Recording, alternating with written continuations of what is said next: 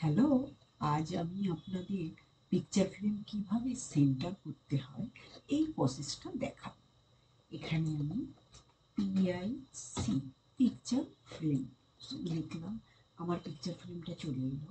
হ্যাঁ, এবারে আমি কিভাবে পিকচার নিয়ে এসে আমি সেন্টার করব সেটা দেখাবো। একটা পিকচার নিলাম, নিয়ে ওপেন করলাম, করে এটাকে আমি ড্রাগ করে বড় করলাম, করার পর আমি এটাকে ড্রাগ করে বড় করলাম, করার পর এটাকে আমি এবারে সেন্টারে করব। সেন্টার কিভাবে করব? এই যে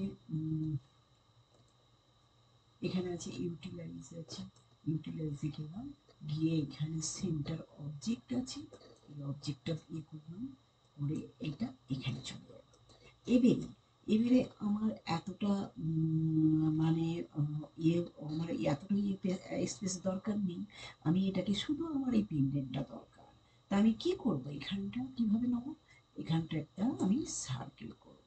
সার্কেল নিলাম, এই যে সার্কেল নিলাম, নেওয়ার পর এগুলো সব সিলেক্ট করলাম, করে আমি এখানে ট্রিম আছে, ট্রিমটা নিলাম, নিয়ে কেটে দিলাম, হয়ে গেল। এবারে আমি আমি এবারে এটাকে কিভাবে সম্পূর্ণ সেন্টার করব? আবার ইউটিলাইজে যাব, গিয়ে এখানে সেন্টারে নিয়ে চলে এলাম, নিয়ে এসে এইটাকে আমি লক করে, এই যে লক অপশন আছে এখানে আছে, এই যে লক লক করে দিলাম। লক করে দিয়ে এবারে আমার কাস্টমার যত বড় আমার পেন্টিংটা চাইবে, যে সাইজে কাস্টমার চাইবে সেই সাইজটা আমাকে করতে হবে। তা কিভাবে করব? এই লকটাকে আমি আবার অন করলাম, এটাকে দেখবো আমি কতটা সাইজ আছে, হুম, কত বড় আছে এই পেন্ডেন্টটা। হ্যাঁ, পেন্ডেন্টটা আছে 1590, ঠিক আছে। আমার এটাই চেয়েছিল, আমার কাস্টমার এটাই চেয়েছিল, আমি এটাই দিয়েছি।